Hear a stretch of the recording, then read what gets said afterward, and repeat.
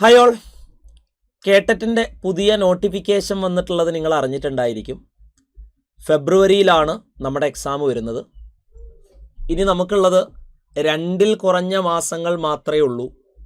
അപ്പോൾ ഈ ചുരുങ്ങിയ കാലയളവ് കൊണ്ട് കേട്ടറ്റ് നേടാൻ വേണ്ടിയിട്ട് ഇനി എന്താ ചെയ്യേണ്ടതെന്ന് ചോദിച്ചാൽ, മുൻ വർഷങ്ങളിൽ കേട്ടറ്റിൻ്റെ വ്യത്യസ്ത കാറ്റഗറികളിലായിട്ട് ചോദിച്ചിട്ടുള്ള ക്വസ്റ്റ്യൻ പേപ്പേഴ്സൊക്കെ ഒന്ന് അനാലിസ് ചെയ്ത് നോക്കുന്നതാണ് ഇനി ബെറ്റർ മെത്തേഡ്. അപ്പം നമ്മൾ ഇന്ന് ഡിസ്കസ് ചെയ്യുന്നത് കഴിഞ്ഞ തവണ കേട്ടറ്റിൻ്റെ കാറ്റഗറി 2 എക്സാമിന് ചോദിച്ച മാത്തമാറ്റിക്സിലെ 30 ചോദ്യങ്ങളാണ് നമ്മൾ ഇന്ന് ഡിസ്കസ് ചെയ്യുന്നത്. ചോദ്യങ്ങളിലേക്ക് കടക്കാം. ഒന്നാമത്തെ ചോദ്യം, which of the following is not equal to -4? -4ന് തുല്യമല്ലാത്ത ആള് താഴെ പറയുന്നവയിൽ ഏതാണ്? അപ്പം നോക്കാം.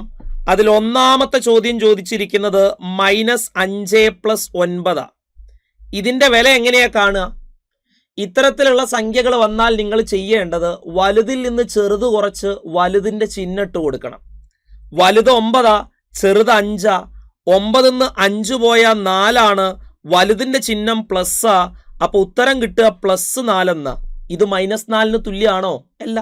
അപ്പം -4ന് തുല്യമല്ലാത്ത ഉത്തരം ഏതാന്നാ ചോദിച്ചിട്ടുള്ളത്? ഓപ്ഷൻ എ തന്നെ റൈറ്റ് ആൻസർ. ഒന്നും കൂടെ പറയാം. ചോദ്യത്തിൽ -4ന് തുല്യമല്ലാത്ത ആൾ ആരാ? -5 + 9 ചെയ്താൽ നമുക്ക് കിട്ടുക, അത്തരത്തിലുള്ള സംഖ്യകൾക്ക് നെഗറ്റീവ് നമ്പേഴ്സിൽ കാണാൻ ചെയ്യേണ്ടത് വലിയ സംഖ്യയിൽ നിന്നും ചെറിയ സംഖ്യ കുറച്ചിട്ട് വലുതിൻ്റെ ചിഹ്നം ഇട്ട് കൊടുക്കണം. 9ന്ന് 5 കുറച്ചാൽ 4, വലുതിൻ്റെ ചിഹ്നം എന്ന് പറഞ്ഞാൽ 9ന്റെ ചിഹ്നം പ്ലസ്സാ. അപ്പോൾ ഉത്തരം +4, -4 അല്ല. അപ്പം -4ന് തുല്യമല്ലാത്ത ഉത്തരം ഓപ്ഷൻ എ. ബാക്കിയുള്ളതും കൂടെ നമുക്കൊന്ന് ചെക്ക് ചെയ്ത് നോക്കാം. രണ്ടാമത്തെ ഓപ്ഷൻ -9 + 5, വലുതെന്ന് ചെറുത് കുറച്ച് വലുതിൻ്റെ ചിഹ്നം ഇട്. 9ന്ന് 5 കുറച്ചാൽ 4, വലുത് 9ന്റെ ചിഹ്നം മൈനസാ. ഇത് -4ന് തുല്യം. മൂന്നാമത്തെ ചോദ്യം 5 - 9, 5ന്ന് 9 കുറച്ചാൽ എത്രയാ ഉത്തരം? നമുക്കറിയാം -4. അതും -4ന് തുല്യം. അടുത്ത ചോദ്യം -1 അല്ലെങ്കിൽ -1/2, അതായത് -1.5 -2.5. ഇങ്ങനെ രണ്ടും മൈനസ് വരികയാണെങ്കിൽ നമ്മൾ ചെയ്യേണ്ടത് കൂട്ടിയിട്ട് മൈനസ് ഇട്ട് കൊടുത്താൽ മതി. 1.5യും 2.5യും കൂട്ടിയാൽ 4, എന്നിട്ടൊരു മൈനസ് ഇട്ട് കൊടുക്കുക, -4. കണ്ടോ? ബാക്കിയുള്ള 3 ഓപ്ഷന്റെയും ഉത്തരം -4 കിട്ടുന്നത്. പക്ഷെ ഓപ്ഷൻ എ -4ന് തുല്യമല്ല. അപ്പോൾ ഉത്തരം ഓപ്ഷൻ എ. അടുത്ത ചോദ്യം, which of the following fraction is the greatest? താഴെ പറയുന്നവയിൽ ഏറ്റവും വലിയ ഫ്രാക്ഷൻ, ഏറ്റവും വലിയ ഭിന്നസംഖ്യ ഏതാ? അപ്പൊ അതിനാദ്യം നിങ്ങൾക്ക് അറിയേണ്ട കോൺസെപ്റ്റ് എന്ന് പറയുന്നത്, 2 ഭിന്നസംഖ്യകൾ തന്നാൽ അതിൽ വലുതാരാ ചെറുതാരാന്ന് എങ്ങനെയാ നോക്കുക? അത് നിങ്ങൾക്ക് ആദ്യം അറിയണം. ഒരു എക്സാമ്പിൾ ആയിട്ട് 2/5 എന്ന് പറയുന്ന ഭിന്നസംഖ്യയും തന്നു, 3/4 എന്ന് പറയുന്ന ഭിന്നസംഖ്യയും തന്നിട്ട് നിങ്ങളോട് ചോദിച്ചു ഈ 2 ഭിന്നസംഖ്യകളിൽ വലുതാരാ ചെറുതാരാന്ന് ചോദിച്ചാൽ നമ്മൾ ചെയ്യുന്ന മെത്തേഡ് ക്രോസ് മൾട്ടിപ്ലിക്കേഷൻ മെത്തേഡാണ്. അതായത് ആദ്യം വലത്തോട്ട് ഗുണിക്കുക. 2 × 4 8, അത് ഇതിൻ്റെ താഴെ ഇട്ട്. അടുത്ത ഇടത്തോട്ട് ഗുണിക്കുക. 5 × 3 15, അത് ഇതിൻ്റെ താഴെ ഇട്ട്. ഇതിൽ വലുതാരാ? 15 ആണ്. 15ന് നേരെയുള്ള 3/4 വലിയ ഭിന്നസംഖ്യ വരിക. ചെറുത് 8ന് നേരെയുള്ള 2/5 ചെറിയ ഭിന്നസംഖ്യ വരിക. ഇങ്ങനെയാണ് 2 ഭിന്നസംഖ്യകളിൽ വലുതും ചെറുതും തിരിച്ചറിയുന്ന പരിപാടി. പക്ഷെ നമുക്ക് ഇവിടെ തന്നിട്ടുള്ളത് 2 ഭിന്നസംഖ്യകളല്ല. 5/7 ഉണ്ട്, 2/3 ഉണ്ട്, 3/4 ഉണ്ട്, 1/3 ഉണ്ട്. ഈ കൂട്ടത്തിൽ വലുതാരാന്ന് തിരിച്ചറിയണം. എങ്ങനെയാ ചെയ്യുക? സിമ്പിളാ. ആദ്യത്തെ 2 എണ്ണത്തിൽ വലുതാരാന്ന് നോക്കുക. 5/7, 2/3, അതിൽ വലുതാരാന്ന് എങ്ങനെയാ നോക്കുക? Cross multiplication. 5 3 15, ഇതിന്റെ താഴെ 7 2 14, ഇതിന്റെ താഴെ വലുത് 15ന് നേരെയുള്ള 5/7. ഇനി ആ വലുതും അടുത്ത സംഖ്യയും നോക്കുക. 5/7ഉം അടുത്ത സംഖ്യ 3/4, അതിൽ വലുതാരാ നോക്കുക. Cross multiplication. 5 × 4 20, ഇതിന്റെ താഴെ 7 × 3 21, ഇതിന്റെ താഴെ വലുത് 21ന് നേരെയുള്ള 3/4. ഇനി ആ സംഖ്യയും അടുത്ത സംഖ്യയും നോക്കുക. 3/4, അടുത്ത സംഖ്യ 1/3. വലുതാരാ ചെറുതാരാ നോക്കുക. വലത്തോട്ട് ഗുണിക്കുന്നു. 3 9, ഇതിന്റെ താഴെ 4 × 1 4, ഇതിന്റെ താഴെ വലുത് 9 നേരെയുള്ള 3/4. അപ്പൊ കൂട്ടത്തിൽ ഏറ്റവും വലുത് കിട്ടുക ഓപ്ഷൻ സി 3/4. അപ്പൊ കുറേ ഭിന്നസംഖ്യകൾ തന്നിട്ട് ആ കൂട്ടത്തിൽ വലിയ ഭിന്നസംഖ്യ ആരാന്ന് ചോദിച്ചാൽ നിങ്ങൾ ചെയ്യേണ്ടത് ആദ്യത്തെ 2 എണ്ണത്തിൽ വലുത് ആരാന്ന് നോക്കുക. ആ വലുതും അടുത്ത സംഖ്യ എടുത്ത് ക്രോസ് മൾട്ടിപ്ലിക്കേഷൻ ചെയ്ത് വലുത് ആരാന്ന് നോക്കുക. അതിലുള്ള വലുതും അടുത്ത സംഖ്യ എടുത്ത് ക്രോസ് മൾട്ടിപ്ലിക്കേഷൻ ചെയ്യുക. അപ്പൊ കൂട്ടത്തിൽ ഏറ്റവും വലുത് കിട്ടുന്ന ആളെ കിട്ടും. ഇനി കൂട്ടത്തിൽ ഏറ്റവും ചെറുതായിട്ടുള്ള ആളെയാണ് കാണാൻ പറഞ്ഞെങ്കിലോ ആദ്യത്തെ 2 എണ്ണത്തിൽ ചെറുത് ആരാന്ന് കണ്ടെത്തുക. ആ ചെറുതും അടുത്ത സംഖ്യയിലും ചെറുതാരാന്ന് കണ്ടെത്തുക. അതിലുള്ള ചെറുതും അടുത്ത സംഖ്യയും ചെറുതാരാന്ന് കണ്ടെത്തുക. And so on. അങ്ങനെ പോവുക. അടുത്ത ചോദ്യത്തിലേക്ക് കിടക്കാം. 4, 3, 3, 1, 2 ഏറ്റവും ചെറിയ ഏത് 2 അക്ക സംഖ്യ കൂട്ടുമ്പോഴാണ് 9ന്റെ ഗുണിതം കിട്ടുക? അപ്പൊ ഇത് അറിയാൻ വേണ്ടിയിട്ട് നിങ്ങൾക്ക് അറിയേണ്ട കോൺസെപ്റ്റ് എന്ന് പറയുന്നത്, ഒരു സംഖ്യ 9ന്റെ ഗുണിതമാണോ എന്ന് എങ്ങനെ ചെക്ക് ചെയ്യുക? അത് ഞാൻ പറഞ്ഞുതരാം, ശ്രദ്ധിച്ചു. ഒരു സംഖ്യ 9ന്റെ ഗുണിതമാണോ എന്ന് ചെക്ക് ചെയ്യുന്ന രീതിയാണ് ഞാൻ പറയുന്നത്, ശ്രദ്ധിച്ചോ. 1, 0, 8, 9 ഇത് 9ന്റെ ഗുണിതാണോ എന്ന് എങ്ങനെ നോക്കുക? ഒരു സംഖ്യ 9ന്റെ ഗുണിതമാണോ എന്ന് ചെക്ക് ചെയ്യാൻ അതിലെ അക്കങ്ങളുടെ തുക 9ന്റെ ഗുണിതാണെങ്കിൽ ആ സംഖ്യ 9ന്റെ ഗുണിത. ഇതിലെ അക്കങ്ങളുടെ തുക എന്താ? 1 + 0 + 8 + 9. 1 0 1, 1 8 9, 9 9 18. ഇത് 9ന്റെ ഗുണിത. അതുകൊണ്ട് ഉറപ്പായിട്ടും 1089 9ന്റെ ഗുണിതായിരിക്കും. 1512 9ന്റെ ഗുണിതാണോ? ഒന്ന് ചെക്ക് ചെയ്ത് നോക്കാം. അക്കങ്ങളുടെ തുക 9ന്റെ ഗുണിതാണെങ്കിൽ ആ സംഖ്യ 9ന്റെ ഗുണിത. 1 + 5 + 1 + 2. 1 5 6, 6 1 7, 7 2 9. അത് 9ന്റെ ഗുണിത. അതുകൊണ്ട് ഈ സംഖ്യ 9ന്റെ ഗുണിത. അപ്പൊ ഒരു സംഖ്യ 9ന്റെ ഗുണിതമാണോ എന്ന് നോക്കാൻ അക്കങ്ങളുടെ തുക 9ന്റെ ഗുണിതമായ മതി. നമ്മളോട് ചോദ്യത്തിൽ ചോദിച്ചത് 4, 3, 3, 1, 2 ഏറ്റവും ചെറിയ ഏത് 2 അക്ക സംഖ്യ കൂട്ടുമ്പോഴാണ് 9ന്റെ ഗുണിതം കിട്ടുക? 10 കൂട്ടി എന്ന് വിചാരിക്കുക. ഇതിനോട് 9ന്റെ ഗുണിതാവോ? ഇതിനോട് 10 കൂട്ടിയ എന്താ? 4, 3, 3, 12 ഉള്ളത് 22 ആകും. ഇത് 9ന്റെ ഗുണിതാണോ? അക്കങ്ങളുടെ തുക നോക്ക്. 4 3 7, 7 3 10, 10 2 12, 12 2 14, 14 9ന്റെ ഗുണിതല്ല. അതുകൊണ്ട് ഇയാൾ 9ന്റെ ഗുണിതല്ല. ഇതിനോട് 11 കൂട്ടിയ 9ന്റെ ഗുണിതാവോ? നോക്കാം. 4 3 3 12 11 കൂട്ടിയാ കിട്ടുക 4 3 3 23. ഇത് 9ന്റെ ഗുണിതാണോ? അക്കങ്ങളുടെ തുക 9ന്റെ ഗുണിതാണോ നോക്ക്. 4 3 7, 7 3 10, 10 2 12, 12 3 15. 9ന്റെ ഗുണിതല്ല. അപ്പൊ ഇത് 9ന്റെ ഗുണിതല്ല.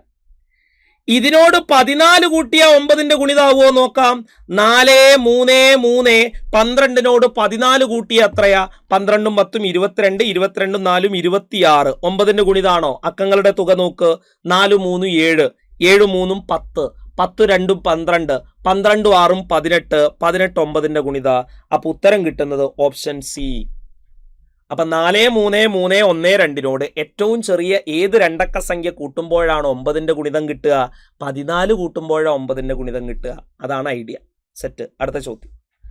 ഒരു സമചതുരത്തിന്റെ പരപ്പളവ് 256 ചതുരശ്ര സെന്റിമീറ്റർ ആണെങ്കിൽ ആ സമചതുരത്തിന്റെ വശങ്ങളുടെ മധ്യബിന്ദുക്കൾ യോജിപ്പിച്ച് വരച്ചാൽ കിട്ടുന്ന രൂപത്തിന്റെ പരപ്പളവ് എന്താ?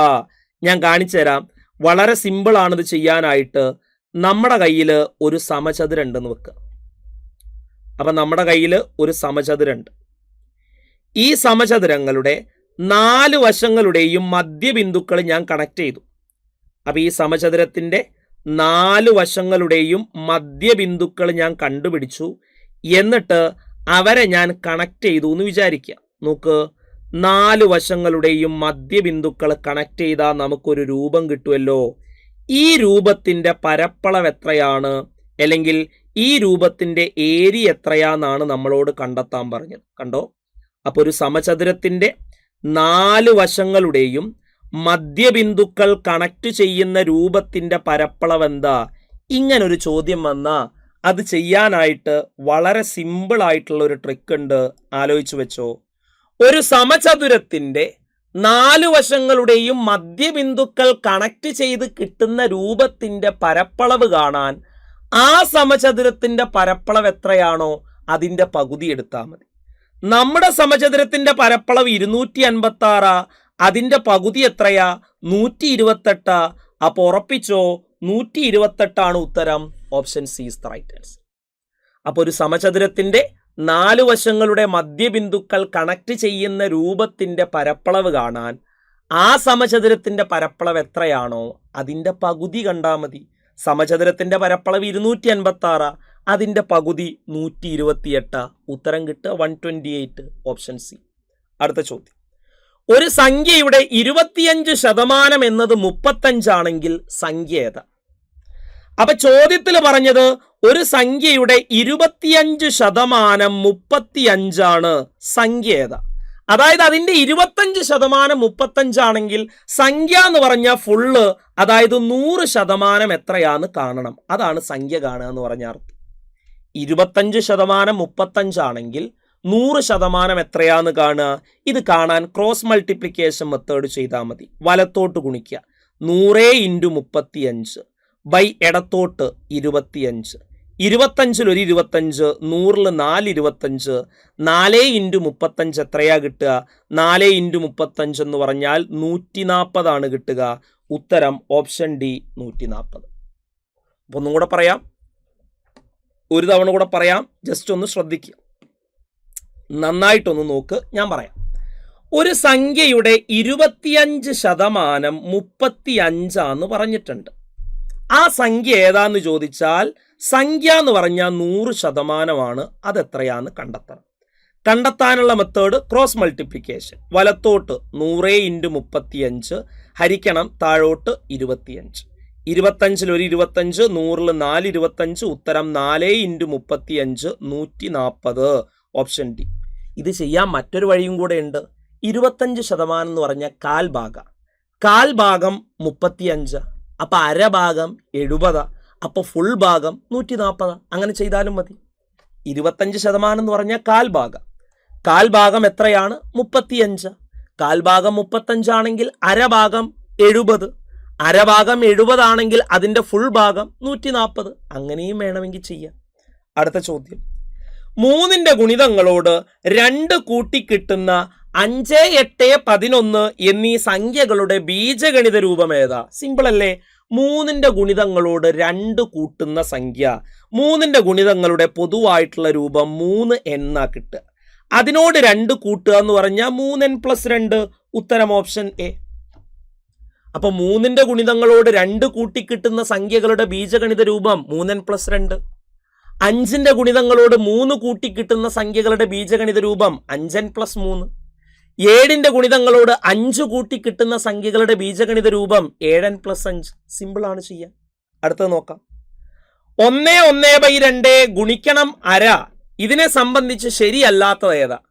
അപ്പൊ ആദ്യം ഈ 1/2 എന്നൊക്കെ പറഞ്ഞാൽ എന്താ ശ്രദ്ധിക്കണേ. ഞാനൊരു 3/2 എന്നൊക്കെ എടുത്തു. ഇത്തരത്തിലുള്ള ഭിന്നസംഖ്യയെ നമ്മൾ മിശ്ര ഭിന്നം എന്നാ വിളിക്കുക. 3/2 അല്ലെങ്കിൽ 3/1/2 എന്ന് പറയുന്ന ഭിന്നസംഖ്യ, ഇത്തരത്തിലുള്ള ഭിന്നസംഖ്യയെ നമ്മൾ മിശ്ര ഭിന്നം, മിക്സ്ഡ് ഫ്രാക്ഷൻ എന്നാ വിളിക്കുക.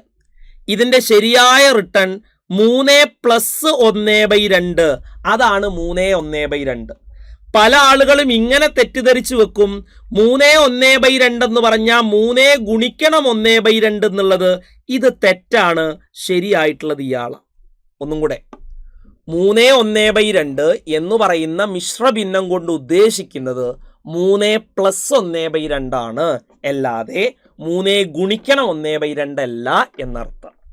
അത് തെറ്റായിട്ടുള്ളതാണ്. ശരിയായിട്ടുള്ളത് 3 + 1/2. ഇനി ചോദ്യത്തിലേക്ക് വരാം. എന്താ നമ്മുടെ ചോദ്യം?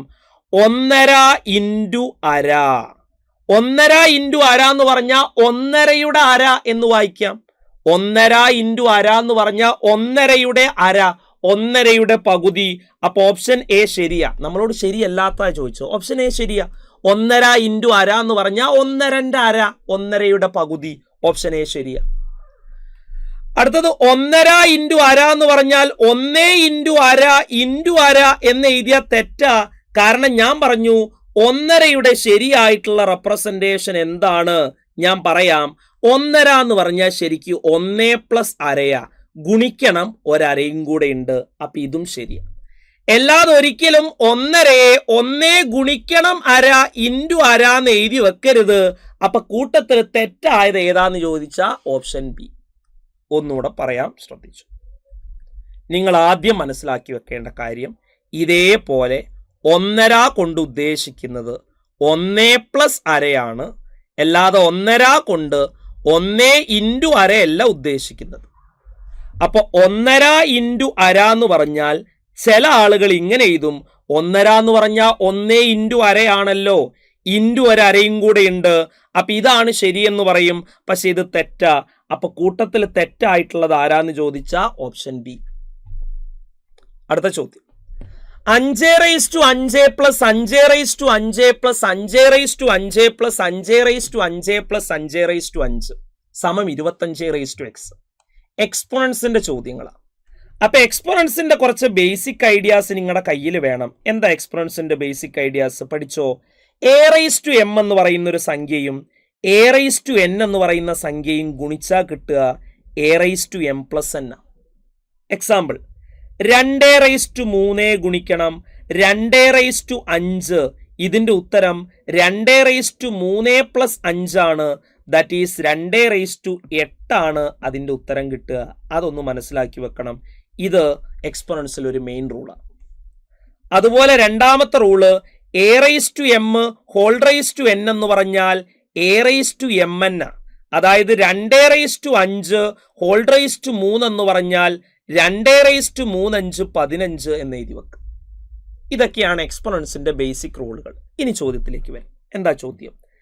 5/5 പ്ലസ് 5/5 പ്ലസ് 5/5 പ്ലസ് 5/5 പ്ലസ് 5/5 സമം 25x. അപ്പൊ ഇവിടെ എത്ര 5/5 ഉണ്ട്? 5 5/5. അപ്പൊ ഇതിനെങ്ങനെ എഴുതാം? 5 ഇൻറ്റു 5/5 എന്ന് എഴുതിയ തെറ്റില്ലല്ലോ. 5 5/5 അവിടെ വരുന്നുണ്ട്. അപ്പൊ അതിന് 5 ഇൻറ്റു 5/5 എന്ന് എഴുതാം. അതുപോലെ 25നെ 5 സ്ക്വയർ എന്ന് എഴുതാം. പിന്നെ മുകളിൽ ഒരു എക്സും ഉണ്ട്. ഇനി തുടങ്ങാം, ശ്രദ്ധിച്ചോ. എടാ 5 എന്ന് എഴുതിയാലും 5/1 എന്ന് എഴുതിയാലും സെയിമാ. അപ്പൊ 5/1 ഇൻറ്റു 5/5 എന്താ? a/m into a/n a/m+n. അപ്പൊ 5/1 ഇൻറ്റു 5/5 5/1 പ്ലസ് 5 5/6. അടുത്ത നമ്മൾ പഠിച്ചിട്ടുണ്ട് a/m whole raise to n a/mn. അപ്പൊ 5 square whole raise to x 5/2x. അപ്പൊ നോക്കിയാൽ മനസ്സിലാകും 2x സ്ഥലത്ത് 6. അപ്പൊ 2x സമം 6. x സമം ഗുണിക്കണ 2 ഇങ്ങോട്ട് എടുക്കുമ്പോൾ 6 ഹരിക്കണ 2 6 ഹരിക്കണ 2 3. എക്സിന്റെ വില കിട്ടുന്നു 3. ഇതാണ് ഐഡിയ. അപ്പൊ ഞാൻ ഇവിടെ കുറച്ച് ബേസിക് റിസൾട്ട് പറഞ്ഞിട്ടുണ്ട്. അത് നിങ്ങൾക്ക് അറിയുമെങ്കിൽ ഈ ചോദ്യം ചെയ്യാൻ എളുപ്പമാണെന്നാണ് ഞാൻ ഉദ്ദേശിച്ചത്. a/m ഇൻറ്റു a/n എന്ന് പറഞ്ഞാൽ a/m+n ആണ്. a/m whole raise to n എന്ന് പറഞ്ഞാൽ a/mn ആണ്. എവിടെന്നാ ഞാൻ ഈ ചോദ്യം തുടങ്ങിയത് ഒന്നും കൂടെ പറയാം, ശ്രദ്ധിച്ചോ, നന്നായിട്ട് നോക്ക്. 5/5 പ്ലസ് 5/5 പ്ലസ് എത്ര 5/5 വരുന്നുണ്ട്?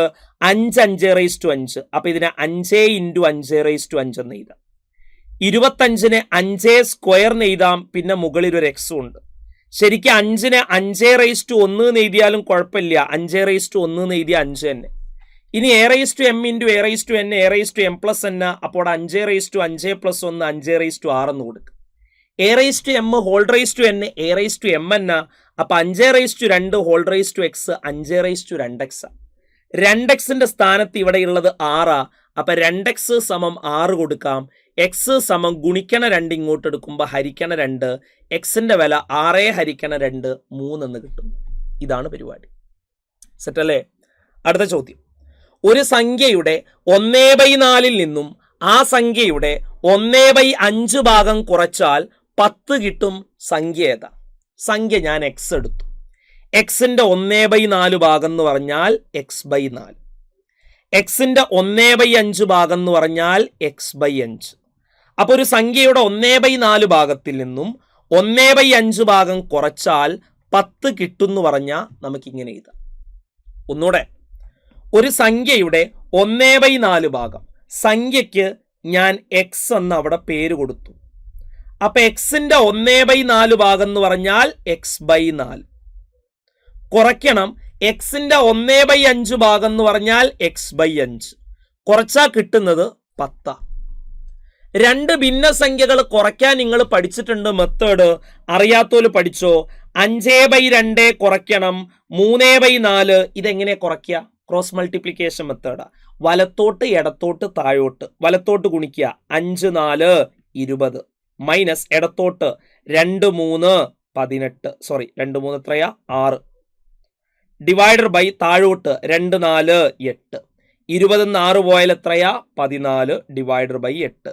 ഇങ്ങനെയാണ് രണ്ട് ഭിന്നസംഖ്യകൾ കുറയ്ക്കുന്ന രീതി. അപ്പൊ അതിവിടെ യൂസ് ചെയ്യാം. ആദ്യം വലത്തോട്ട് 5 × x 5x കുറയ്ക്കണം. ഇടത്തോട്ട് 4 × x 4x ബൈ താഴോട്ട് 4 × 5 20 സമം 10. ഹരിക്കണം 20 അങ്ങോട്ട് പോകുമ്പോൾ 5x മൈനസ് 4x സമം 10 ഗുണിക്കണം 20 എന്ന് കിട്ടും. 5x എന്ന് 4x പോയ 1x അതായത് x. 10 ഗുണിക്കണം 20 എന്ന് പറഞ്ഞാൽ 200. അപ്പൊ ആ സംഖ്യ ആരാന്ന് കിട്ടി? 200 ആണെന്ന് കിട്ടി. Option D is the right answer. ഇതാണ് സംഗതി. കിട്ടിയില്ലേ? അടുത്തയിലേക്ക് പോവാം. In the figure AB and CD are parallel. Angle ABC 50 degree, angle BAC 60 degree. കാണേണ്ടത് BCD എന്ന് പറയുന്ന ആംഗിൾ കണ്ടെത്തുക. BCD എന്ന് പറയുന്ന ആംഗിൾ എന്ന് പറഞ്ഞാൽ ഈ ആംഗിൾ കണ്ടെത്തുക. അതിനൊരു ഐഡിയ ഉണ്ട്, ഞാൻ പറഞ്ഞുതരാം, ശരിക്കും ശ്രദ്ധിച്ചോ. നമ്മൾ ഈ എൻ ഷേപ്പിൽ വരയ്ക്കുന്ന ആംഗിൾസിൽ രണ്ടാളുകൾ ഈക്വലാ. അതായത് നിങ്ങൾ എൻ ഷേപ്പിൽ രണ്ട് ആംഗിളുകൾ വരച്ചു എന്ന് വിചാരിക്കുക. ഈ ലൈനും പാരലൽ ആണെങ്കിൽ അവിടെ എൻ ഷേപ്പിൽ രണ്ട് ആംഗിളുകൾ കിട്ടും. ഈ ആംഗിളും അത് രണ്ടും തുല്യമായിരിക്കും.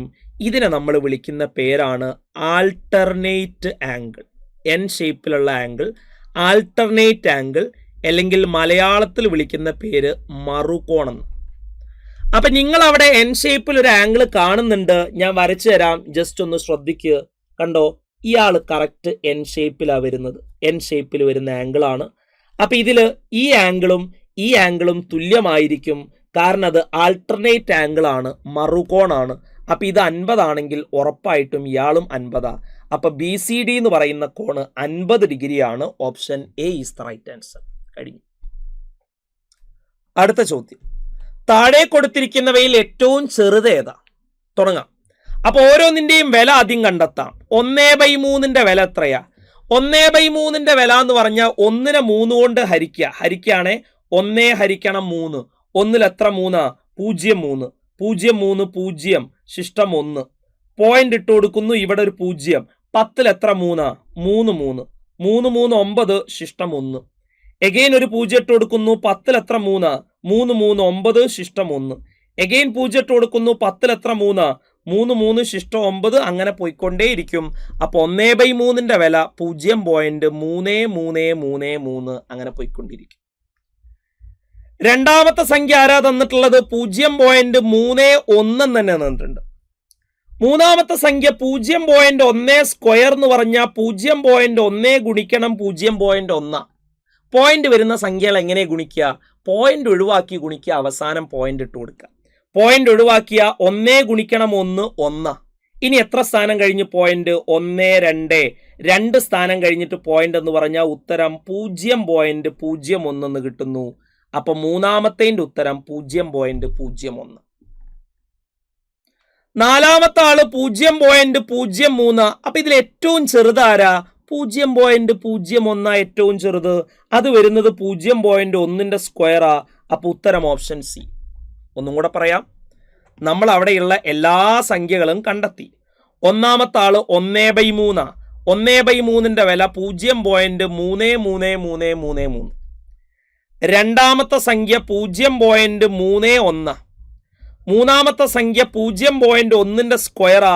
അത് കാണാൻ അറിയാത്തോല് പഠിച്ചു വെക്കണം. 0.1 സ്ക്വയർ എന്ന് പറഞ്ഞാൽ 0.1 ഗുണിക്കണം 0.1. പോയിന്റ് ഇല്ലാത്ത സംഖ്യ അല്ലെങ്കിൽ പോയിന്റ് വരുന്ന സംഖ്യകൾ എങ്ങനെ ഗുണിക്കുക? പോയിന്റ് ഒഴിവാക്കി ഗുണിക്കുക, അവസാനം പോയിന്റ് ഇട്ട് കൊടുക്കുക. പോയിന്റ് ഒഴിവാക്കിയ 1 ഗുണിക്കണം 1 1. എത്ര സ്ഥാനം കഴിഞ്ഞാൽ പോയിന്റ്? ഇവിടെ ഒരു സ്ഥാനം, ഇവിടെ ഒരു സ്ഥാനം. അപ്പൊ ടോട്ടൽ 2 സ്ഥാനം കഴിഞ്ഞ് പോയിന്റ് ഇടണം. ഇവിടെ ഇടാൻ പറ്റുമോ? ഇവിടെ ഇട്ടാൽ ഒരു സ്ഥാനമല്ലേ ആവുള്ളൂ. അപ്പോൾ ഒരു 0 ഇടുക, എന്നിട്ട് ഇവിടെ പോയിന്റ് ഇടുക, ഉത്തരം 0.01. അപ്പോൾ മൂന്നാമത്തെ കിട്ടി 0.01. ഇനി നാലാമത്തത് 0.03. കൂട്ടത്തിൽ ഏറ്റവും ചെറുതാര 0.01. Option C is the right answer.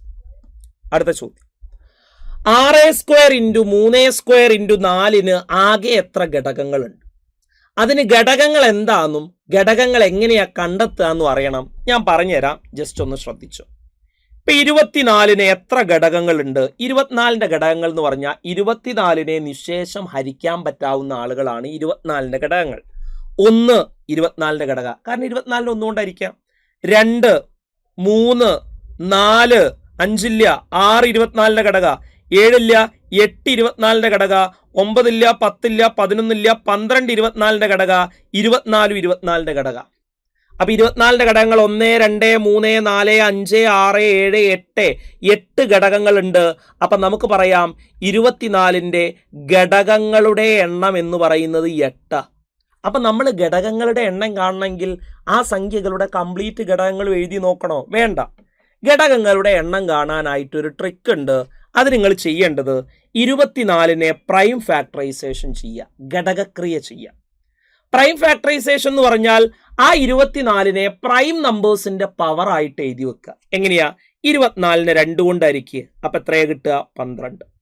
12 2 കൊണ്ട് ഹരിച്ചാൽ 6, 6 2 കൊണ്ട് ഹരിച്ചാൽ 3, 3 ഇനി 2 കൊണ്ട് പറ്റില്ല, അടുത്ത പ്രൈം നമ്പർ 3 കൊണ്ട് ഹരിക്കുക, അപ്പൊ ഉത്തരം കിട്ടുന്നു 1.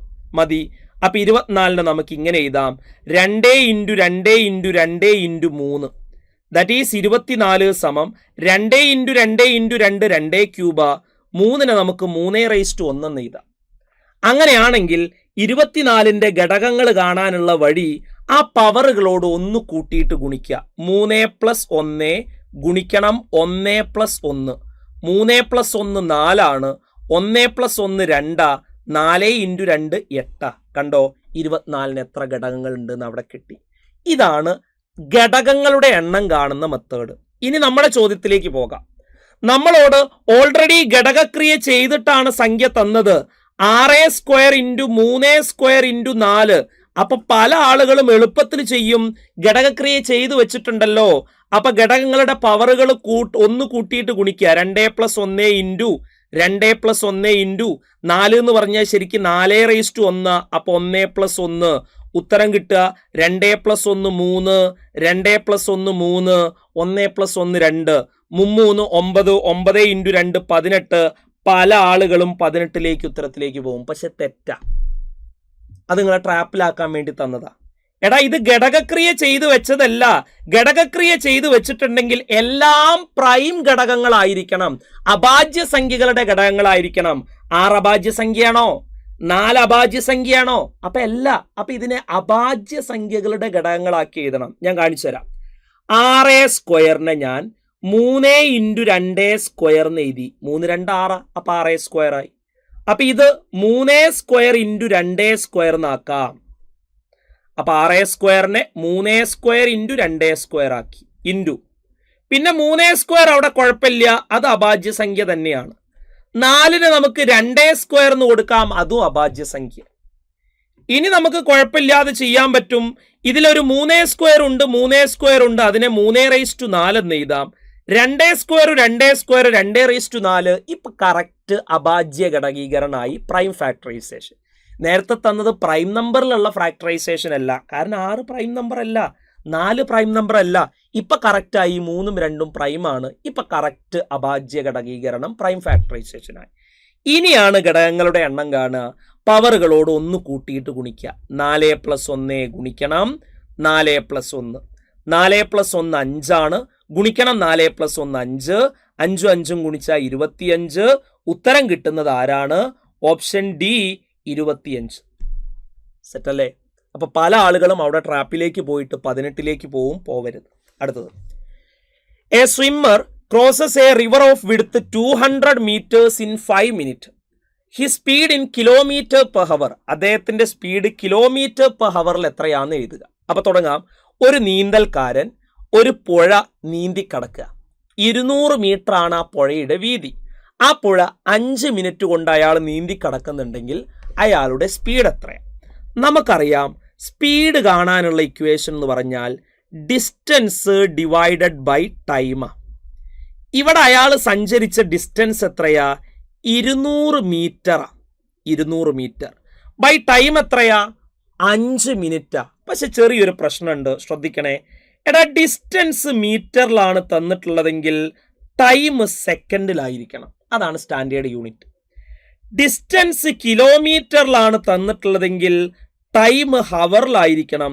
അതാണ് സ്റ്റാൻഡേർഡ് യൂണിറ്റുകൾ. അപ്പൊ ഇവിടെ ഡിസ്റ്റൻസ് 200 മീറ്റർ മീറ്ററിലാ. അപ്പൊ ടൈം നിർബന്ധമായിട്ടും സെക്കൻഡിലാകണം, മിനിറ്റിൽ പറ്റൂല.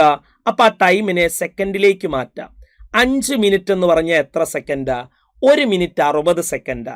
അപ്പൊ 5 മിനിറ്റ് 5 × 60, 6×5 30, 300 സെക്കൻഡാണ് ടൈം വരിക.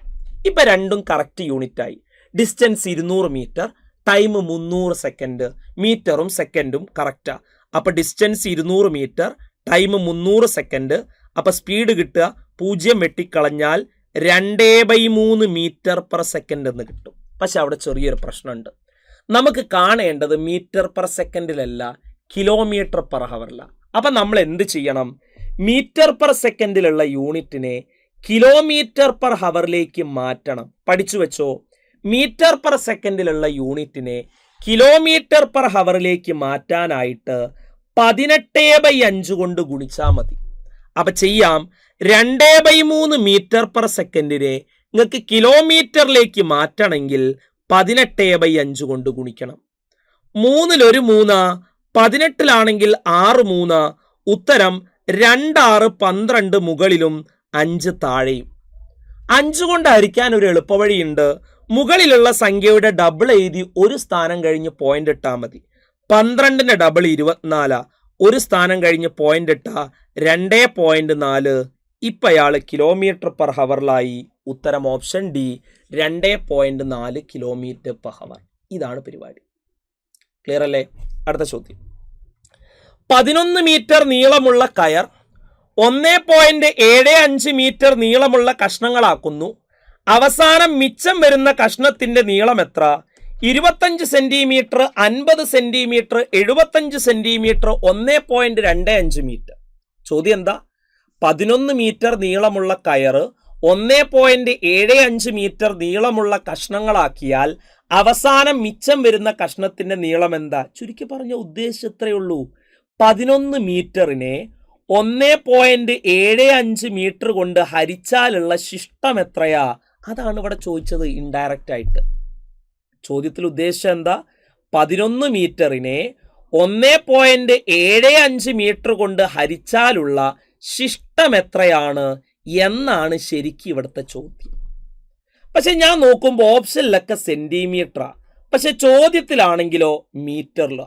ഓപ്ഷനിൽ എല്ലാവരും സെന്റിമീറ്ററിലാ, ചോദ്യത്തിലാണെങ്കിൽ ആളുകളൊക്കെ മീറ്ററിലാ. അപ്പൊ ഞാൻ എല്ലാം സെന്റിമീറ്ററിലേക്ക് മാറ്റി. എങ്ങനെയാ? 11 മീറ്റർ എന്നുള്ളത് 11 മീറ്റർ ആണ് എത്ര സെന്റിമീറ്ററാ? എടാ, 1 മീറ്റർ എന്ന് പറഞ്ഞാൽ 100 സെന്റിമീറ്റർ. അപ്പൊ 11 മീറ്റർ എന്ന് പറഞ്ഞാൽ 1100 സെന്റിമീറ്റർ. ഹരിക്കണം 1.75 മീറ്റർ എന്ന് പറഞ്ഞാൽ 175 സെന്റിമീറ്റർ. അപ്പൊ ചുരുക്കി പറഞ്ഞാൽ ചോദ്യം ഇതാ, 1100നെ 175 കൊണ്ട് ഹരിച്ചാലുള്ള ശിഷ്ടം എത്രയാ? ഇതാണ് നമുക്ക് കാണേണ്ടത്. ഹരിച്ചോക്കാം. 1100 ഹരിക്കണം 175. 1100 175 എത്ര എണ്ണം ഉണ്ടായിരിക്കും? 6 എണ്ണം ഉണ്ടാവുക. 6 175 1050. ശിഷ്ടം 50. അപ്പൊ അവിടുത്തെ ശിഷ്ടം കിട്ടി 50 സെന്റിമീറ്റർ. ഉത്തരം ഓപ്ഷൻ ബി. എന്താ നമ്മൾ ചെയ്ത്? ചോദ്യം ഇങ്ങനെയാ, 11 മീറ്ററിനെ 1.75 മീറ്റർ കൊണ്ട് ഹരിച്ചാലുള്ള ശിഷ്ടം എത്ര? പക്ഷെ ഓപ്ഷനിൽ കംപ്ലീറ്റ് സെന്റിമീറ്റർ. അപ്പൊ നമുക്കൊക്കെ സെന്റിമീറ്റർ വെച്ചിട്ട് കളിക്കാം. 11 മീറ്റർ 1100 സെന്റിമീറ്റർ, 1.75 മീറ്റർ 175 സെന്റിമീറ്റർ. അപ്പൊ ചോദ്യം ഇങ്ങനെയായി മാറി, 1100നെ 175 കൊണ്ട് ഹരിച്ചാലുള്ള ശിഷ്ടം എത്രയാ? ഹരിച്ച് ശിഷ്ടം 50 കിട്ടിയത്. ഉത്തരം 50 സെന്റിമീറ്റർ. Option B. കഴിഞ്ഞു. അടുത്തത്, തുടർച്ചയായ 9 എണ്ണൽ സംഖ്യകളുടെ ശരാശരി n ആണെങ്കിൽ ഇവയോട് കൂടി തുടർന്ന് വരുന്ന 10 എണ്ണൽ സംഖ്യകൾ കൂടെ കൂട്ടിയാൽ ശരാശരി എത്ര? നിങ്ങൾ മനസ്സിലാക്കി വെക്കേണ്ടത് ഇത്രയും. തുടർച്ചയായ എണ്ണൽ സംഖ്യകൾ, ഫോർ എക്സാമ്പിൾ ആയിട്ട് ഞാൻ എടുത്തു 5, 6, 7, 8, 9. ഇത് തുടർച്ചയായ എണ്ണൽ സംഖ്യകളല്ലേ? തുടർച്ചയായിട്ടുള്ള എണ്ണൽ സംഖ്യകളുടെ ശരാശരി കാണാൻ ഒരു എളുപ്പവഴിയുണ്ട്. നടുവിലുള്ള ആൾ ആരാണോ അയാളായിരിക്കും ശരാശരി. ശരാശരി 7. ശരാശരി കാണാൻ ശരിക്കുള്ള ഇക്വേഷൻ എന്താ? തുക ബൈ എണ്ണ. എല്ലാം കൂടെ കൂട്ടിയിട്ട് എത്ര എണ്ണം ഉണ്ടോ അതുകൊണ്ട് ഹരിക്കുക. നിങ്ങളിവിടെ എല്ലാം കൂടെ കൂട്ടിയിട്ട് എത്ര എണ്ണം ഉണ്ടോ അതുകൊണ്ട് ഹരിച്ചാൽ 7 തന്നെ കിട്ടുക. അപ്പൊ തുടർച്ചയായിട്ടുള്ള എണ്ണൽ സംഖ്യകളുടെ ശരാശരി നടുവിലുള്ള ആളാണ്. മറ്റൊരു എക്സാമ്പിൾ നോക്കാം. 10, 11, 12, 13, 14, 15, 16. ഇതിന്റെ ശരാശരി എന്താ? ഇതിന്റെ ശരാശരി എന്ന് പറഞ്ഞാൽ തുടർച്ചയായിട്ടുള്ള എണ്ണൽ സംഖ്യകളാ. അപ്പൊ ശരാശരി എന്ന് പറഞ്ഞാൽ നടുവിലുള്ള ആളാ. നടുവിലുള്ള ആളാരാ? 13. ഇതാണ് ഇതിന്റെ ഐഡിയ. ഇനി ചോദ്യത്തിലേക്ക് വരാം. ഈ ചോദ്യം ചെയ്യാം. തുടർച്ചയായ 9 എണ്ണൽ സംഖ്യകളുടെ ശരാശരി എന്നാ? അപ്പൊ 1, 2, 3, 4, 5, 6, 7, 8, 9. ഈ 9 എണ്ണൽ സംഖ്യകളുടെ ശരാശരി എന്നാ? നമുക്കറിയാം തുടർച്ചയായിട്ടുള്ള എണ്ണൽ സംഖ്യകളുടെ ശരാശരി എന്ന് പറഞ്ഞാൽ നടുവിലുള്ള ആളാ. അപ്പൊ ഇവിടെ നടുവിലുള്ള ആള് എന്നാ? അപ്പൊ ഇതാണ് നടുവിലുള്ള ആള് എന്നാ. ഇനി ഇതിന്റെ കൂടെ ഒരു 10 എണ്ണൽ സംഖ്യകളും കൂടെ തുടർന്ന് വന്നു. 1, 2, 3, 4, 5, 6, 7, 8, 9, 10. ഇതിന്റെ ശരാശരി ആരാന്ന് ചോദിച്ചാൽ ഇതിന്റെ നടുക്കുള്ള ആളാരാ? ടോട്ടൽ ആദ്യം 9 ഉണ്ടായിരുന്നു, പിന്നെ 10 വന്നു, ടോട്ടൽ 19 ഐറ്റം വന്നു. 19 ഐറ്റത്തിന്റെ നടുക്കുള്ള ആളെന്ന് പറഞ്ഞാൽ 10ാമത്തെ ആളാ. അപ്പൊ നടുക്കുള്ള ആള് 10ാമത്തെ ആളാ. 1, 2, 3, 4, 5, 6, 7, 8, 9, 10. ഇയാളാണ് ശരാശരി. അതെങ്ങനെയാ കണ്ടെത്തുക? നോക്ക്, സിമ്പിൾ ആണ് സാധനം. എടാ ഇവിടെ n അല്ലേ? അപ്പൊ തൊട്ടടുത്ത എണ്ണൽ സംഖ്യ n+1, അടുത്ത എണ്ണൽ സംഖ്യ n+2, അടുത്ത എണ്ണൽ സംഖ്യ n+3, അടുത്ത എണ്ണൽ സംഖ്യ n+4, അപ്പൊ അടുത്ത എണ്ണൽ സംഖ്യ n+5. അപ്പൊ ഈ 19 എണ്ണത്തിന്റെ ശരാശരി നടുവിലുള്ള ആളാണ് n+5. ഉത്തരം ഓപ്ഷൻ ബി. ഇതാണ് ഐഡിയ. സെറ്റല്ലേ? ക്ലിയർ? മുമ്പോട്ട് പോവാം. അടുത്തത്, താഴെ കൊടുത്തിരിക്കുന്നവയിൽ ഒരു പൂർണ്ണവർഗം ഏതാ? എടാ ഈ പൂർണ്ണവർഗം പെർഫെക്റ്റ് സ്ക്വയർ നോക്കാൻ ശ്രദ്ധിച്ചോ. ഒരു നമ്പർ പൂർണ്ണവർഗം പെർഫെക്റ്റ്. എന്താ ഈ പൂർണ്ണവർഗം എന്ന് പറഞ്ഞാൽ? നോക്ക്, പൂർണ്ണവർഗം അറിയാത്തോല് 1ന്റെ സ്ക്വയർ 1, 2ന്റെ സ്ക്വയർ 4, 3ന്റെ സ്ക്വയർ 9, 4ന്റെ സ്ക്വയർ 16, 5ന്റെ സ്ക്വയർ 25. ഇതിൽ 1, 4, 9, 16, 25 ഇതിനെയൊക്കെയാണ് നമ്മൾ പൂർണ്ണവർഗം പെർഫെക്റ്റ് സ്ക്വയർ എന്ന് വിളിക്കുക. അപ്പൊ നമ്മളോട് ചോദിച്ചത് താഴെ കൊടുത്തിരിക്കുന്നവയിൽ ഒരു പൂർണ്ണവർഗം പെർഫെക്റ്റ് സ്ക്വയർ ആരാന്ന്. സിമ്പിൾ ആയിട്ട് പഠിച്ചോ. ഒരു നമ്പർ പൂർണ്ണവർഗം പെർഫെക്റ്റ് നമ്പർ ആകണമെങ്കിൽ അതിന്റെ അവസാനത്തെ സംഖ്യ 0, 1, 4, 5, 6, 9 ഇതിലേതെങ്കിലും ഒരു സംഖ്യ ആയിരിക്കണം. ഒന്നും കൂടെ, ഒരു സംഖ്യ ഒരു പെർഫെക്റ്റ് സ്ക്വയർ പൂർണ്ണവർഗമാകണമെങ്കിൽ അതിന്റെ അവസാനത്തെ സംഖ്യ 0, 1, 4, 5, 6, 9 ഇതിലേതെങ്കിലും ഒന്നായിരിക്കണം. അപ്പൊ ഇതെന്തായാലും പൂർണ്ണവർഗമല്ല, കാരണം അവസാനം 2. ഇതെന്തായാലും പൂർണ്ണവർഗമല്ല, കാരണം അവസാനം 3. അപ്പൊ പൂർണ്ണവർഗമാകാൻ സാധ്യത എയോ ബിയോ. ഇനി എ ഒരു പൂർണ്ണവർഗമാകണമെങ്കിൽ 9, 9, 8, 0, 0, 0 അല്ലേ? ഇതൊരു പെർഫെക്റ്റ് സ്ക്വയർ ആകണമെങ്കിൽ 998 പെർഫെക്റ്റ് സ്ക്വയർ ആകണം. 998 പെർഫെക്റ്റ് സ്ക്വയർ അല്ല. അതുകൊണ്ട് ഇതും പൂർണ്ണവർഗമല്ല. അപ്പൊ പൂർണ്ണവർഗം ആരായിരിക്കും? Option B, 9, 9, 8, 0, 0, 1. ഒന്നാമത്തെ ഓപ്ഷൻ എങ്ങനെ ഒഴിവാക്കി? പഠിച്ചു വെച്ചോ. എടാ 25 സ്ക്വയർ ആണെങ്കിൽ 2500 പൂർണ്ണവർഗം, 36 പൂർണ്ണവർഗം ആണെങ്കിൽ 3600 പൂർണ്ണവർഗം. അപ്പൊ 99 അല്ലെങ്കിൽ 9, 9, 8, 0, 0, 0 പൂർണ്ണവർഗമാകണമെങ്കിൽ ആ 9, 9, 8 എന്ന് പറയുന്നതെങ്കിലും പൂർണ്ണവർഗം ആകണം. അതല്ല. അപ്പൊ കറക്റ്റ് ആയിട്ട് ഓപ്ഷൻ ബി ആണ് റൈറ്റ് ആൻസർ ആയിട്ട് വരിക. അടുത്ത ചോദ്യം, the sides of the right triangle ABC are 3 centimeter, 4 centimeter and 5 centimeter long. BQ is the perpendicular from the right angled vertex to its opposite side. What is the length of BQ? BQന്റെ length എത്രയാ? ചെയ്ത് നോക്കാം. ശരിക്കും ശ്രദ്ധിച്ചോ. ഇത് 4 ആണ്, ഇത് 3 ആണ്, ഇത് 5. അപ്പൊ ഇയാളുടെ ഏരിയ എത്ര? ഏരിയ കാണാനുള്ള ഇക്വേഷൻ അര BH. ദാറ്റ് ഈസ് അര ഇൻറ്റു ബേസ് അര 3 ഉണ്ട്, ഹൈറ്റ് 4. അര ഇൻറ്റു 3 4 12, അര ഇൻറ്റു 12 6. അപ്പം ഇയാളുടെ ഹൈറ്റ് എന്ന് പറയും, അല്ലെങ്കിൽ ഏരിയ എന്ന് പറയുന്ന 6. ഇനി ഇവിടെ ഹൈറ്റ് എന്ത് കൊടുത്താലാണ് ഏരിയ 6 കിട്ടുക നോക്കുക. ഹൈറ്റ് ഞാൻ 12 കൊടുത്തു, അല്ലെങ്കിൽ ബി ക്യൂവിൻ്റെ നീളം 12 കൊടുത്തു. ഏരിയ എന്താ? ബി ക്യൂവിൻ്റെ നീളം 12 കൊടുത്താൽ ഏരിയ എന്ന് പറഞ്ഞാൽ അര ഇൻറ്റു ബി എച്ച്. അര ഇൻറ്റു ബി എന്ന് പറഞ്ഞാൽ 12, അല്ല ബി എന്ന് പറഞ്ഞാൽ ബേസ്. 12 ഹൈറ്റ് ആവുമ്പോൾ അതിൻ്റെ ബേസ് ആരാ? 5 അതിൻ്റെ ബേസ് വരിക. ഈ 5 ബേസ്. അപ്പം അര ഇൻറ്റു 5 ഇൻറ്റു 12. ഉത്തരം അര ഇൻറ്റു 12 5 60. 60ൻ്റെ അര 30 വരിക. പക്ഷെ നമുക്ക് 6 ഏരിയ ഉള്ളൂ. അപ്പം 12 അല്ല ഉത്തരം, 12 അല്ല. അടുത്ത ഇട്ട് നോക്കാം. ബി ക്യൂവിൻ്റെ വില 2.4 ഇട്ട് കൊടുത്തു എന്ന് വിചാരിക്കുക. ബി ക്യൂവിൻ്റെ വില 2.4 ഇട്ട് കൊടുത്താൽ ശരിയാവുന്നുണ്ടോ? നമുക്ക് നോക്കാം. ബി ക്യൂവിൻ്റെ വില 2.4 ഇട്ട് കൊടുത്താൽ എന്തായിരിക്കും ഉത്തരം വരിക നോക്കാം. ബി ക്യൂവിൻ്റെ വില 2.4. അപ്പം ഏരിയ അര ഇൻറ്റു ബേസ് 5, ഹൈറ്റ് 2.4. 2.4ൻ്റെ അര എന്ന് പറഞ്ഞാൽ 1.2. 1.2 ഗുണിക്കണം 5 എന്ന് പറഞ്ഞാൽ 6 കിട്ടുന്നുണ്ടോ?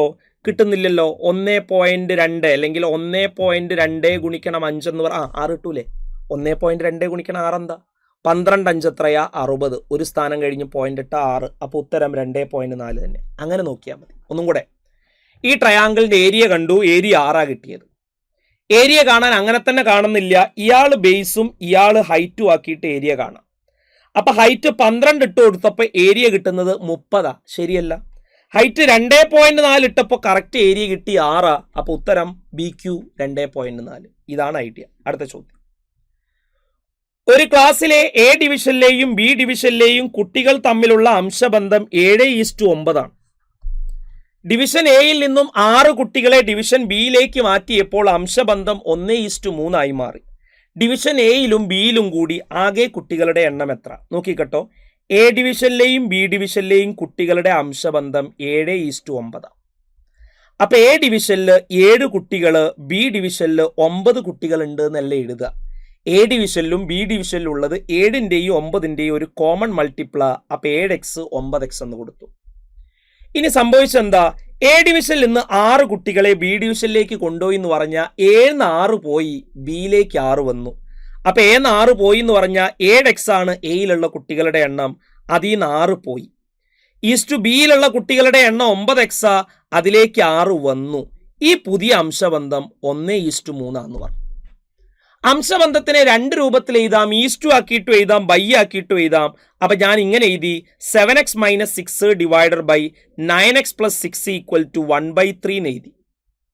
എന്നിട്ട് 3 അങ്ങോട്ടും 9x + 6 ഇങ്ങോട്ടും കൊടുത്തു. 3 ഇങ്ങോട്ടും കൊടുത്തു, 9x + 6 ഇങ്ങോട്ടും കൊടുത്തു. അപ്പോൾ അവിടെ കിട്ടുക 3 × 7x - 6 = 1 × 9x + 6 എന്ന് കിട്ടും. ബ്രാക്കറ്റ് ഒഴിവാക്കുമ്പോൾ 3 7 21x - 3 6 18. 9 9x + 6 6. ഈ 9x ഇങ്ങോട്ടും -18 ഇങ്ങോട്ടും കൊടുത്തു. അപ്പം 21x - 9x = 6 + 18 എന്ന് കിട്ടും. 21x എന്ന് 9x പോയാൽ എത്രയാ? 21x എന്ന് 10x പോയാൽ 11x. അപ്പം 9x പോയാൽ 12x. 6ഉം 18ഉം കൂട്ടിയാൽ എത്രയാ? 24. Therefore x ഗുണിക്കണം 12 ഇങ്ങോട്ട് എടുക്കുമ്പോൾ 24 ഹരിക്കണം 12.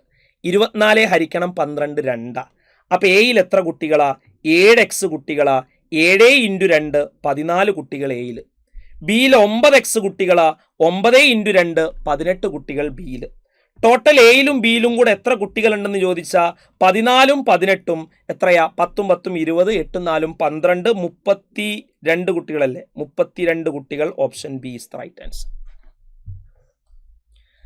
അപ്പം ആ കോമൺ മൾട്ടിപ്പിൾ നമുക്ക് 2 കിട്ടിയത്. അപ്പം എയിൽ 7x 7 2 14, ബിയിൽ കിട്ടുന്നത് 9x ആണ്. 9 2 18 ആണ്. അപ്പം ടോട്ടൽ കുട്ടികളുടെ എണ്ണം 14ഉം 18ഉം കൂട്ടിയ 32. ഇത് ചെയ്യാനൊരു എളുപ്പവഴിയുണ്ട് കേട്ടോ. ചെയ്യാനൊരു എളുപ്പവഴിയിട്ട് നോക്കിക്കോ. ആദ്യത്തെ അംശബന്ധം എഴുതുക 7:9. രണ്ടാമത്തെ അംശബന്ധം എഴുതുക 1:3. എപ്പോഴാണ് അംശബന്ധം മാറിയത്? എന്ന് 6 ആൾക്കാർ പോയി, അപ്പം -6. ബിയിലേക്ക് 6 ആൾ വന്നു, +6. ഇനി ആ കോമൺ മൾട്ടിപ്പിൾ കിട്ടാൻ ഇവർ ക്രോസ് ചെയ്ത് വ്യത്യാസം കാണുക. 7 × 3 21, 9 × 1 9, 21 9 പോയാൽ 12. അടുത്ത് 1 × 6 6, -3 × -6 -18. 6 മൈനസ് മൈനസ് 18, 6 പ്ലസ് 18, 6 പ്ലസ് 18 24. എന്നിട്ട് ഇവർ രണ്ടാളും ഹരിക്കുക. 24 ഹരിക്കണം 12, ഉത്തരം കിട്ടുന്നു 2. Common multiple 2. ഇനി എ എത്ര ഭാഗ? 7 ഇൻറ്റു 2 14 എയിലെ കുട്ടികൾ. ബി എന്ന് പറഞ്ഞാൽ 9 ഇൻറ്റു 2 18 ബിയിലെ കുട്ടികൾ. ടോട്ടൽ 14ഉം 18ഉം കൂട്ടിയ 32 ആളുകൾ. Option D. അങ്ങനെയും ചെയ്യാം. അടുത്ത ചോദ്യം, 33/2.5 ഗുണിക്കണം 0.56 ഹരിക്കണം 21 സമം 0.352 ആണെങ്കിൽ 5.6 ഹരിക്കണം 0.25 ഗുണിക്കണം 3.3 ഹരിക്കണം 0.21 വില എത്രയാന്നുള്ള കാര്യം കണ്ടെത്തുക. ജസ്റ്റ് ഒന്ന് ചെയ്തു നോക്കാം. നന്നായിട്ടൊന്ന് ശ്രദ്ധിക്കുക. എളുപ്പമാണ് ചെയ്യാൻ, വലിയ ബുദ്ധിമുട്ടുകളൊന്നുമില്ല. നോക്കാം. ആദ്യം മനസ്സിലാക്കേണ്ടത് ഈ 33 ഹരിക്കണം 2.5 ഗുണിക്കണം 0.56 ഹരിക്കണം 21 ചെയ്യാൻ ആദ്യം പോയിന്റ് ഒഴിവാക്കി ഇവർ ഗുണിക്കണം. പോയിന്റ് ഒഴിവാക്കി ഗുണിക്കുന്ന സംഖ്യയിൽ എത്ര സ്ഥാനം പോയിന്റ് ഇട്ട് കൊടുക്കാന്നറിയോ? ഇവിടെ 1 സ്ഥാനം പോയിന്റ് ആണ്, ഇവിടെ 2 സ്ഥാനം പോയിന്റ്. അപ്പൊ 2 1 കുറച്ചാ 1 സ്ഥാനം പോയിന്റ് ഇട്ട് കൊടുക്കുക. ഒന്നും കൂടെ ശരിക്കും ശ്രദ്ധിച്ചോ, നന്നായിട്ട് നോക്കിക്കോ. ഞാൻ പറഞ്ഞുതരാം എങ്ങനെയാ അതിന്റെ മെത്തേഡ് എന്നുള്ളത് പഠിച്ചു വെച്ചോ. 33/2.5 ഗുണിക്കണം 0.56 ഹരിക്കണം 21. ഇത് ശരിക്കും എങ്ങനെ ചെയ്യാന്നറിയോ? പോയിന്റ് ഒഴിവാക്കി ഗുണിക്കുക. 33 ഗുണിക്കണം 56 ഹരിക്കണം 25 ഗുണിക്കണം 21. അത് ഗുണിച്ചാൽ കിട്ടുന്ന ഉത്തരം എന്ന് പറഞ്ഞാൽ 3.52. ഇനി ഇവിടെ 2 സ്ഥാനം പോയിന്റ്, ഇവിടെ 1 സ്ഥാനം പോയിന്റ്. 2 1 കുറച്ചാൽ 1 സ്ഥാനം പോയിന്റ് ഇങ്ങോട്ട് കയറ്റിയിട്ട് കൊടുക്കുക. അപ്പോൾ ഉത്തരം 0.352. ഇതാണ് അവിടെ നടക്കുന്നത്. അങ്ങനെയാണെങ്കിൽ രണ്ടാമത്തെ ചോദ്യത്തിന് ഉത്തരം എഴുതാം. 5.6 ഹരിക്കണം 0.25 ഗുണിക്കണം 3.3 ഹരിക്കണം 0.21 ഗുണിച്ചു നോക്കാം. പോയിന്റ് ഒഴിവാക്കി ഗുണിച്ചു. പോയിന്റ് ഒഴിവാക്കി ഗുണിച്ചപ്പോൾ നമുക്ക് കിട്ടുന്ന ഉത്തരം ഞാൻ നേരത്തെ പറഞ്ഞു തന്നു, 3.52. ഇനി നോക്ക്, മുകളിൽ 2 സ്ഥാനം പോയിന്റ്, താഴെ 4 സ്ഥാനം പോയിന്റ്. 4ന്ന് 2 കുറച്ച 2. ഇവിടെ താഴെയാണ് കൂടുതൽ, മുകളിൽ കുറവാണ്. അപ്പൊ 4ന്ന് 2 കുറച്ച 2. അങ്ങനെയാണെങ്കിൽ ഇതിനെ 100 കൊണ്ട് ഗുണിച്ചാൽ ഉത്തരം കിട്ടും. ഉത്തരം കിട്ടുക 352. Option D is the right answer. ഇതാണ് ഐഡിയ. ഒന്നും കൂടെ പറയാം. 33/2.5 ഗുണിക്കണം 0.56 ഹരിക്കണം 21. അതെങ്ങനെയാ ചെയ്യാന്ന് വെച്ചാൽ ശരിക്കും പോയിന്റ് ഒഴിവാക്കി ഗുണിക്കുക. 33 ഗുണിക്കണം 56 ഹരിക്കണം 25 ഗുണിക്കണം 21. അപ്പൊ നമുക്ക് കിട്ടുന്ന ഉത്തരം 3.52. മുകളിൽ 2 സ്ഥാനം പോയിന്റാ, താഴെ 1 സ്ഥാനം പോയിന്റാ. മുകളിൽ പോയിന്റുകളുടെ എണ്ണം കൂടുതലാണെങ്കിൽ 2 1 കുറയ്ക്കുക, 1 സ്ഥാനം കഴിഞ്ഞ് പോയിന്റ് ഇടുക. അപ്പൊ ഉത്തരം 0.352. അതാണ് ഒന്നാമത്തെ കേസിൽ നടക്കുന്നത്. രണ്ടാമത്തെ കേസിൽ പോയിന്റ് ഒഴിവാക്കി ഹരിക്കുമ്പോൾ 3.52 കിട്ടും. പക്ഷെ മുകളിൽ 2 സ്ഥാനം പോയിന്റും താഴെ 4 സ്ഥാനം പോയിന്റും. താഴെ പോയിന്റുകളുടെ എണ്ണം കൂടുതലാണെങ്കിൽ നമ്മൾ ചെയ്യേണ്ടത് 4ന്ന് 2 കുറയ്ക്കുക 2, എന്നിട്ട് അതിനെ 100 കൊണ്ട് ഗുണിക്കുക. 1 കിട്ടിയെങ്കിൽ 10 കൊണ്ട് ഗുണിക്കുക, 3 കിട്ടിയെങ്കിൽ 1000 കൊണ്ട് ഗുണിക്കുക. 4ന്ന് 2 പോയാൽ 2 കിട്ടിയത്. അപ്പൊ ആ 3.52നെ 100 കൊണ്ട് ഗുണിക്കുക. 100 കൊണ്ട് ഗുണിച്ചാൽ നമുക്ക് കിട്ടുന്ന ഉത്തരം 352 ആണ്. ഉത്തരം ഓപ്ഷൻ ഡി എന്ന് കിട്ടുന്നു. Option D is the right answer. ഇതാണ് അതിന്റെ ഐഡിയ. അടുത്ത ചോദ്യം, a 2-digit number is divided by another 2-digit number gives 4.125. Find the least natural number that makes. അതായത് ഏതോ ഒരു 2-digit നമ്പറിനെ മറ്റൊരു 2-digit നമ്പർ കൊണ്ട് ഡിവൈഡ് ചെയ്താൽ ഉത്തരം കിട്ടുക 4.125. ഓപ്ഷൻ നോക്കിയാൽ മതി. ഓപ്ഷൻ എ ആണ് റൈറ്റ് ആൻസർ കിട്ടുക. കാരണം 66നെ 16 കൊണ്ട് ഡിവൈഡ് ചെയ്ത് നോക്ക്. ഉത്തരം എന്താ കിട്ടുക? ചെറുതാക്കിയ 33/8 എന്ന് കിട്ടും. 33നെ 8 കൊണ്ട് ഹരിച്ചാൽ കിട്ടുന്ന ഉത്തരം എത്രയാ? 33ല് 4 അല്ല 3 എത്രയാ? 4 അല്ലേ കിട്ടുക. 4 കിട്ടുന്നു. 4 32. ശിഷ്ടം എത്രയാ? 1. പോയിന്റ് ഇട്ട് കൊടുക്കൂ. 10. 10ൽ 2 ആണ്. 2 എത്രയാ? അല്ല 1 ആണ്. 1 എത്രയാ? 8. ശിഷ്ടം 2 കിട്ടുന്നു. 0 ഇട്ട് കൊടുക്കുന്നു. 20ൽ എത്ര 8 ആണ്? 20ൽ വരുന്നത് 2 ആണ്. 2 16. ശിഷ്ടം 4. 40ൽ എത്ര 8? 5 5 40. ഉത്തരം 0. അപ്പം 4.125 കിട്ടുന്നത് 66നെ 16 കൊണ്ട് ഹരിച്ചാലാണ്. വേറെ ഒന്നും ചെയ്താലും കിട്ടൂല. Option A is the right answer. അത് കഴിഞ്ഞിട്ട് പിന്നെ പെഡഗോജിയിലെ ചോദ്യങ്ങൾ ഉണ്ടായിരുന്നു. പെഡഗോജിയിലെ ചോദ്യങ്ങൾ ഡയറക്റ്റ് ആയിട്ട് വായിച്ചാൽ കിട്ടാവുന്ന രീതിയിലുള്ളതേ ഉള്ളൂ. ചെയ്തു നോക്കാം. ഗണിതശാസ്ത്ര പഠനത്തിലെ പ്രശ്ന പരിഹരണ തന്ത്രങ്ങളിൽ പെടാത്തത് ഏത്? വിശദീകരിക്കൽ, പാറ്റേൺ എഴുതൽ, ഊഹിക്കലും പരിശോധിക്കലും, പിറകോട്ട് ചിന്തിക്കൽ. അതാണ് അതിൻ്റെ റൈറ്റ് ആൻസർ ആയിട്ട് വരിക. ഗണിതശാസ്ത്ര പഠനത്തിലെ പ്രശ്ന പരിഹരണ തന്ത്രങ്ങളിൽ പെടാത്തതേത്, പ്രോബ്ലം സോൾവിംഗ് മെത്തേഡിൽ പെടാത്തത് ഏതെന്ന് ചോദിച്ചാൽ പിറകോട്ട് ചിന്തിക്കൽ, ഓപ്ഷൻ ഡി. ചുവടെ കൊടുത്തിരിക്കുന്നവയിൽ അപഗ്രഥന രീതിയുടെ സവിശേഷത എന്താ? അപഗ്രഥന രീതി എന്ന് പറഞ്ഞാൽ അനലറ്റിക് മെത്തേഡ്. അനലറ്റിക് മെത്തേഡ് എന്ന് പറഞ്ഞാൽ അറിയാത്തതിൽ നിന്നും അറിയാവുന്നതിലേക്ക് എത്തുന്ന മെത്തേഡാണ്. Option C is the right answer. Analytic method എന്ന് പറഞ്ഞാൽ അറിയാത്തതിൽ നിന്നും അറിയുന്നതിലേക്ക് എത്തുന്ന മെത്തേഡാണ്. ഓപ്ഷൻ സി ആണ് അവിടെ റൈറ്റ് ആൻസർ ആയിട്ട് കിട്ടുക. അറിയാത്തതിൽ നിന്നും അറിയുന്നതിലേക്ക് എത്തുന്ന മെത്തേഡ്. അടുത്ത്, ഒരു ഗണിത പ്രൊജക്ടിന്റെ ആദ്യഘട്ടം ചുവടെ കൊടുത്തിരിക്കുന്നവയിൽ ഏതാ? ഒരു മാത്തമാറ്റിക്സ് പ്രൊജക്ടിന്റെ ഫസ്റ്റ് ഘട്ടം എന്ന് പറയുന്നത് പ്രശ്നം തിരിച്ചറിയലാണ്. Option C is the right answer. അടുത്ത ചോദ്യം, താഴെ കൊടുത്തിരിക്കുന്നവയിൽ നിരന്തര വിലയിരുത്തലിന്റെ പ്രധാന ഉദ്ദേശമായി പരിഗണിക്കാവുന്നത് പഠിതാവിനെ മറ്റു കുട്ടികളുമായി താരതമ്യം ചെയ്യുന്നതിന്, പഠനത്തിൽ അഭിമുഖീകരിക്കുന്ന പ്രശ്നങ്ങൾ കണ്ടെത്തുകയും ഉചിതമായ പരിഹാരബോധനം നൽകുകയും ചെയ്യൽ, രക്ഷിതാക്കളുടെ പങ്കാളിത്തം ഉറപ്പാക്കുക, പഠന പുരോഗതി രേഖ തയ്യാറാക്കുക. കറക്റ്റായിട്ടുള്ള ആൻസർ വരെ ഓപ്ഷൻ ബി ആണ്. അതായത് നിരന്തര വിലയിരുത്തൽ, കണ്ടിന്യൂസ് ആൻഡ് കോംപ്രഹെൻസീവ് ഇവാലുവേഷന്റെ മെയിൻ ആയിട്ടുള്ള ലക്ഷ്യമായിട്ട് കാണുന്നത് പഠനത്തിൽ അഭിമുഖീകരിക്കുന്ന പ്രശ്നങ്ങൾ കണ്ടെത്തുകയും അത് ഉചിതമായ പരിഹാരബോധനം നൽകുകയും ചെയ്യുക എന്നുള്ളതാണ് മെയിനായിട്ടുള്ള ലക്ഷ്യം. Option B is the right answer. അടുത്ത്, ഉദാഹരണത്തിൽ നിന്നും സാമാന്യവൽക്കരണത്തിലേക്ക് എന്ന ആശയത്തെ അടിസ്ഥാനമാക്കിയിട്ടുള്ള ഗണിത രീതി, എക്സാമ്പിൾസിൽ നിന്നും ജനറലൈസേഷനിലേക്ക് പോകുന്ന ഗണിത രീതി ആഗമന രീതിയാണ്, അല്ലെങ്കിൽ ഇൻഡക്റ്റീവ് മെത്തേഡാണ്. ആഗമന രീതി അഥവാ ഇൻഡക്റ്റീവ് മെത്തേഡ്. അടുത്തത്, ചുവടെ കൊടുത്തിരിക്കുന്നവയിൽ ഒരു നല്ല ഗണിത അധ്യാപകയുടെ ക്ലാസ്സിൽ സ്വീകരിക്കേണ്ട രീതി ഏത്? പ്രശ്ന പരിഹരണത്തിന്റെ വ്യത്യസ്ത വഴികളെ കുറിച്ച് ചിന്തിക്കുന്നതിന് അവസരം നൽകുക. അതാണ് കറക്റ്റ് ആയിട്ടുള്ള ആൻസർ വരിക. അടുത്തത്, ചുവടെ കൊടുത്തിരിക്കുന്നവയിൽ പഠനത്തിൽ താല്പര്യം വളർത്തുന്നതിന് അനുയോജ്യമായത് ഏത്? ഗൃഹപാഠങ്ങൾ നൽകുക, ഗണിത കളികൾ നൽകുക, ചോദ്യങ്ങൾ ചോദിക്കുക, അഭിരുചി പരീക്ഷ നടത്തുക. ഉത്തരം ഓപ്ഷൻ ബി ആണ്, ഗണിത കളികൾ നടത്തുക, അല്ലെങ്കിൽ അതുകൊണ്ടാണ് ഗണിതത്തിലുള്ള ഇൻട്രസ്റ്റ് വരിക എന്നാ പറഞ്ഞത്. താഴെ കൊടുത്തിരിക്കുന്നവയിൽ ഗണിത ചരിത്ര പഠനത്തിന്റെ പ്രധാന ഉദ്ദേശമായി കണക്കാക്കുന്നത് എന്താണ്? കുട്ടികളുടെ വ്യക്തിപരമായ പ്രശ്നങ്ങൾ പരിഹരിക്കുക അല്ല, കുട്ടികളുടെ നിഗമനങ്ങൾ രൂപീകരിക്കാൻ സഹായിക്കുക, കുട്ടികളെ വ്യത്യസ്ത പ്രവർത്തനങ്ങളിൽ നിരതരാക്കുക, ഗണിതശാസ്ത്രത്തിന്റെ വളർച്ചയും സ്വഭാവവും മനസ്സിലാക്കുക. Option D. അതിനാണ് ഗണിതത്തിന്റെ ഹിസ്റ്ററി പഠിക്കുന്നത്. അടുത്തത്, ചുവടെ കൊടുത്തിരിക്കുന്നവയിൽ ഗണിത പഠനത്തിന് ഉപയോഗപ്പെടുത്താൻ കഴിയുന്ന സോഫ്റ്റ്വെയർ ഏതാ? ജിയോജിബ്ര. അതാണ് ഗണിത പഠനത്തിന് ഉപയോഗിക്കപ്പെടുത്താൻ പറ്റുന്ന സോഫ്റ്റ്വെയർ. ജിയോമെട്രിക്കൽ രൂപങ്ങളെക്കുറിച്ച് പഠിക്കാനും വരയ്ക്കാനൊക്കെ ഉള്ള സാധനം. അടുത്തത്, ജാമിതീയ പഠനവുമായി ബന്ധപ്പെട്ട് വാൻ ഹൈലി അവതരിപ്പിച്ച ഘട്ടങ്ങളിൽ ആദ്യത്തേതേത്? വാൻ ഹൈലിയുടെ ഘട്ടങ്ങൾ ഇങ്ങനെയാ: വിഷ്വല്, അനാലിസിസ്, അബ്സ്ട്രാക്ഷൻ, ഡിഡക്ഷൻ, രേഖ. അതിൽ വരുന്നത് ഫസ്റ്റ് വിഷ്വലാണ്, വിഷ്വലൈസേഷൻ അഥവാ ദൃശ്യവൽക്കരണം. Option C is the right answer. അപ്പം ഇത്രയാണ് നമുക്ക് ചെയ്യാനുള്ളത്. നമ്മളതിൽ 2025 K2 ചോദിച്ചിട്ടുള്ള മാത്തമാറ്റിക്സിൻ്റെ 30 ചോദ്യങ്ങളും സോൾവ് ചെയ്തിട്ടുണ്ട്. നമുക്കിതുപോലെ മുൻവർഷങ്ങളിൽ നടന്നിട്ടുള്ള K1-ൻ്റെയും K2-ൻ്റെയും മാത്തമാറ്റിക്സിൻ്റെ ക്വസ്റ്റ്യൻ പേപ്പേഴ്സൊക്കെ അടുത്ത ക്ലാസ്സുകളിലായിട്ട് ഡിസ്കസ് ചെയ്യാം. അപ്പം ഞാൻ നിർത്തുന്നു. Thank you all.